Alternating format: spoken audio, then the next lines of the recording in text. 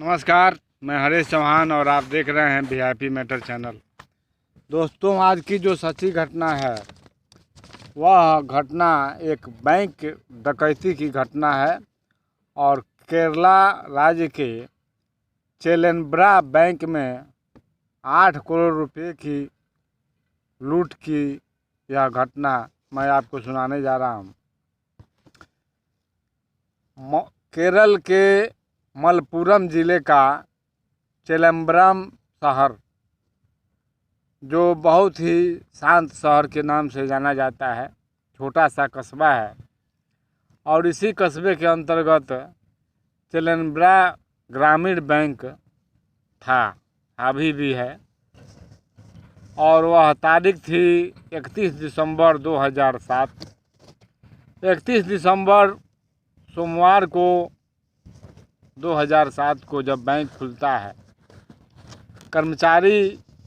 Bank के कर्मचारी जब स्ट्रांग रूम के लॉकर में जाकर देखते हैं तो 25 लाख रुपए और 3,341 पैकेट यानी करीब 76 किलो गहनों से भरे पैकेट गायब थे। जल्दबाजी की चक्कर में और डर की वजह से 17 पैकेट वहाँ छूट भी गए थे, चोर उसे नहीं ले जा पाए थे। पुलिस को खबर दी जाती है, पुलिस आती है।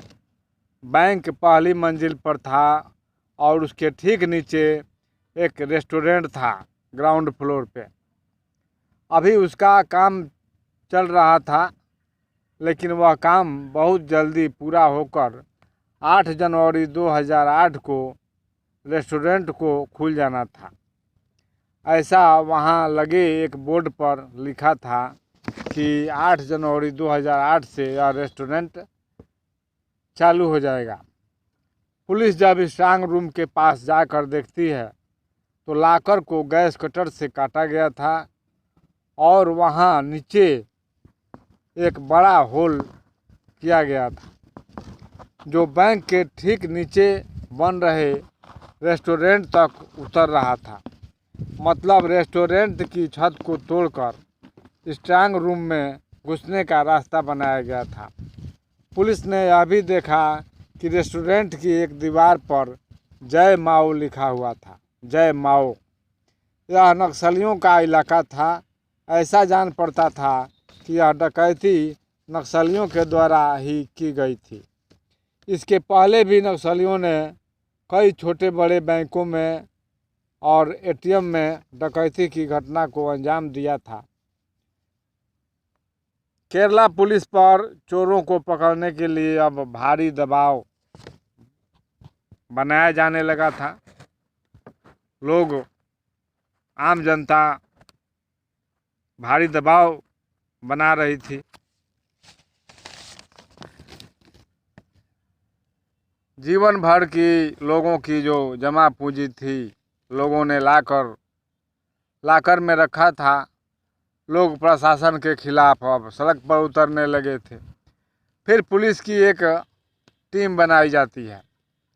चोरों ने अपने पीछे पुलिस के लिए कोई सुराग नहीं छोड़ा था। यहाँ तक कि दीवारों या अन्य किसी जगह पर उनके फिंगरप्रिंट भी कहीं नहीं मिले।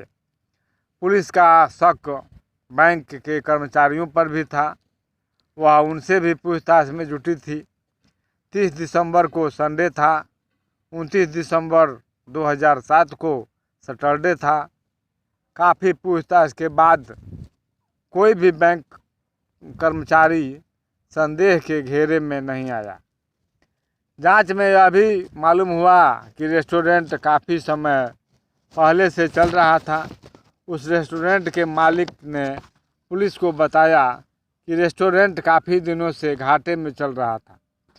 वह अब उसे बंद करने ही वाले थे जब एक बाबू नाम का 40 वर्षीय शख्स एक महंगी कार से आता है और 5 साल के लिए उस रेस्टोरेंट को किराए पर लेने की बात करता है। तब उस रेस्टोरेंट के ऑनर ने कहा कि वह मकान मालिक से पूरी जानकारी लेकर उसे 23 दिसंबर को बताएगा।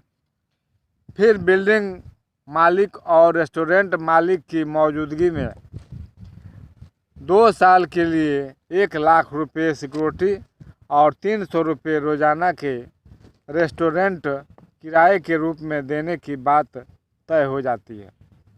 बाबू मान गया था, बड़ी आसानी से मान गया था और सिक्योरिटी के 50,000 एडवांस भी वह जाते जाते दे गया। फिर रेस्टोरेंट को एक तरह से नया बनाने का काम बाबू ने शुरू कर दिया।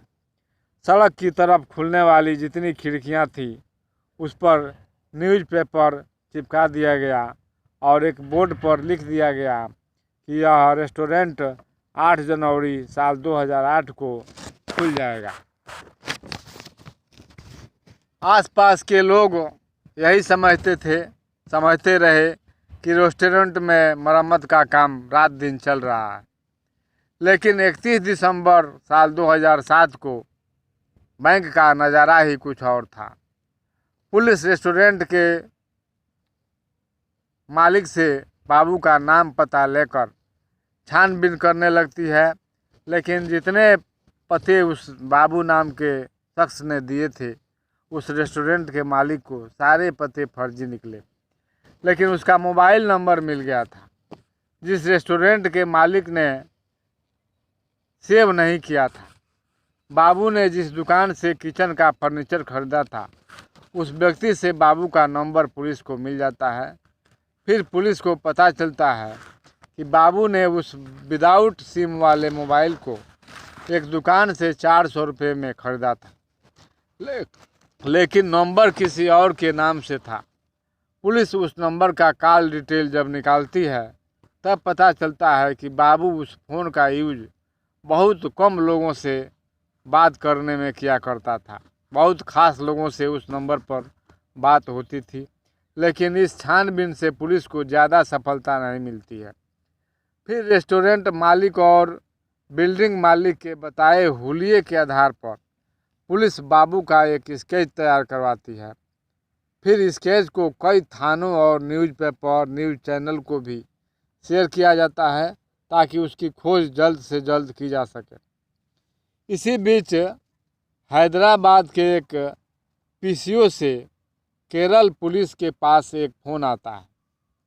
उधर से बताया जाता है कि हैदराबाद के एक होटल में सोना पड़ा हुआ है और उस होटल में एक नक्सली ठहरा हुआ है। पुलिस होटल जाती है, वह नहीं मिलता है, लेकिन बैंक से लूटे हुए सोने के कुछ पैकेट पुलिस को मिल जाते हैं। इसके साथ एक पेपर पर जय माओ लिखा हुआ मिलता है। पुलिस अब पूरी तरह यकीन कर लेती है कि उस बैंक को नक्सलियों ने ही लूटा था। लेकिन जांच टीम यह बात जल्दी ही समझ भी जाती है कि उन्हें नक्सली एंगल के दम पर गुमराह किया जा रहा था। नक्सली किसी भी डकैती के बाद इस तरह जय माओ लिखकर नहीं गए थे। फिर पुलिस उस पीसीओ पर जाती है जहां से पुलिस को होटल में सोना होने की सूचना दी गई थी। पुलिस वाले बाबू का जब स्केच पीसीओ वाले को दिखाते हैं तो वह कन्फर्म कर देता है कि हाँ, इसी व्यक्ति ने फ़ोन किया था। फिर पुलिस बाबू के दूसरे नंबर का पता लगाने की तरकीब सोच रही थी। पुलिस सीडीएम में फ़ोन का लोकेशन निकालती है, जो बिना सिम वाला मोबाइल था। फिर पुलिस यह जांच करती है कौन सा नंबर सीडीएम में फ़ोन के साथ हर लोकेशन पर एक्टिव था। यह काम इतना आसान नहीं था, लेकिन एक दिन सफलता मिलती है और एक संदिग्ध नंबर मिल ही जाता है पुलिस को। यह नंबर वीटी जोसेफ के नाम से था। पुलिस जान गई थी कि वीटी जोसेफ ही बाबू था। वह केरला के उलानाडु का निवासी था। उसके कई नाम भी थे, जोसेफ, जोमोन, बाबू। उसके माँ बाप की मौत उसकी कम उम्र में ही हो गई थी। जोसेफ को हाई स्कूल के बाद पढ़ाई बंद कर देना पड़ा था। उसकी सारी प्रॉपर्टी को उसके जीजा ने हड़प लिया था। 18 वर्ष की उम्र में ही उसने अपराध करना शुरू कर दिया था। पटाखे की चोरी में उसे 1 साल का जेल भी हुआ था। जेल में आने के बाद उसका अपराध बढ़ता चला गया था। जेल से आने के बाद उसका अपराध बढ़ता चला गया था। वह अब गांजे की चोरी, तस्करी इत्यादि करने लगा था। उसकी मुलाकात जेल में ही एक चोरी के अपराध में जेल के कैदी शिबू से हुई थी। जेल में दोनों की दोस्ती हो गई थी। जेल से निकलने के बाद दोनों ने मिलकर कई अपराध को अंजाम दिया। फिर इसी वक्त बाबू ने शादी भी कर लिया था, लेकिन अपराध को उसने छोड़ा नहीं। वह अब कोई बड़ा हाथ मारना चाहता था। फिर वह धूम फिल्म देखता है और उसके दिमाग में बैंक लूटने का आइडिया आता है। वह चेलम्बरा ग्रामीण बैंक की रैकी करने लगता है।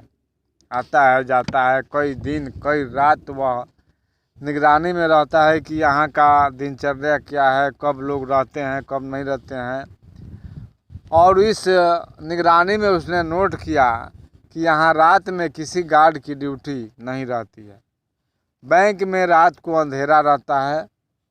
फिर वह बैंक के ठीक नीचे ग्राउंड फ्लोर पर बने रेस्टोरेंट को किराए पर ले लेता है और रेस्टोरेंट की छत को काटने के लिए वह अलग अलग दुकानें से gas cutter machine, marble cutter machine, drill machine खरीदता है। डायनामाइट का जुगाड़ भी करता है। डायनामाइट को उसने बैंक की छत उड़ाने के लिए खरीदा था। फिर वह एक महंगी कार खरीदता है और उस पर फर्जी नंबर प्लेट लगाता है। 29 दिसंबर 2007 की शाम को बैंक बंद हो गया था। फिर इन लोगों ने रेस्टोरेंट की छत को काटना शुरू किया। 30 दिसंबर संडे को बैंक भी बंद था, लेकिन उनका काम चल रहा था। 30 दिसंबर की रात को छत में उसने डायनामाइट लगाया। बाहर एक मंदिर का उद्घाटन हो रहा था जिसमें पटाखे बजाए जा रहे थे, लेकिन डायनामाइट छत उड़ाने में असफल हो गया था।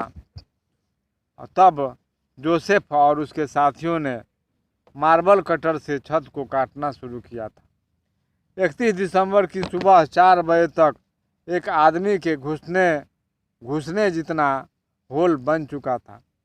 फिर 8 करोड़ की डकैती का काम हुआ और माल को मारुति जैन कार में रखकर ये चारों अपराधी लुटेरे गायब हो गए। चारों के हाथों में दस्ताने थे, अतः फिंगरप्रिंट का सवाल ही नहीं उठता है। किंतु पुलिस को फिंगरप्रिंट कोई मिला नहीं। अब पुलिस के पास जोसेफ के नंबर और लोकेशन था। इस समय वह केरला के कोचिकोट में उसकी पत्नी अनीता और ससुर के साथ एक किराए के मकान में रहता था। पुलिस को यह भी मालूम हो गया था कि उसकी पत्नी गर्भवती थी और उसका इलाज कोचिकोट के बेबी मेमोरियल हॉस्पिटल में चल रहा था। 27 फरवरी 2008 को अपनी पत्नी को वह उस अस्पताल में ले जाने वाला था। इतना मालूम होते ही पुलिस 26 फरवरी 2008 को ही पुलिस वहां पहुंच गई थी और 27 फरवरी की 8 बजे सुबह पुलिस ने उसे उसी बेबी मेमोरियल हॉस्पिटल से दबोच लिया था। उसकी गिरफ्तारी के बाद पुलिस ने उसके 2 पुरुष और 1 महिला साथी को भी गिरफ्तार कर लिया था। 2 महीने की बड़ी मशक्क़त के बाद मुजरिम को पुलिस ने पकड़ा था। वह 28 फरवरी को बंगलौर भागने वाला था। उसने लूटे गए सोने को चेन्नई में बेचा था और कई फ्लैट भी खरीदा था। लूट का 3/4 भाग तो पुलिस ने बरामद कर लिया था। डकैती के बाद गैस कटर और ड्रिलिंग मशीन को उसने नदी में फेंक दिया था, जो पुलिस ने बरामद कर लिया। 5 साल केस चलने के बाद तीनों को 10 साल की सज़ा हुई। महिला जो अपराधी थी कनकेश्वरी को 5 साल की सज़ा सुनाई गई। 2017 में वह बेल पर बाहर आता है और एक ज्वेलरी की दुकान में फिर दोबारा डाका डालता है, लेकिन फिर उसे पुलिस पकड़ लेती है और उसे जेल हो जाता है। यह थी केरला के एक बैंक में 8 करोड़ की डकैती की कहानी। अगर हमारा वीडियो अच्छा लगता हो तो हमारे चैनल को ज़रूर सब्सक्राइब कीजिएगा, वीडियो को लाइक और शेयर कीजिएगा। फिर मिलेंगे अगले वीडियो में किसी नई आपराधिक कहानी के साथ। तब तक के लिए जय हिंद।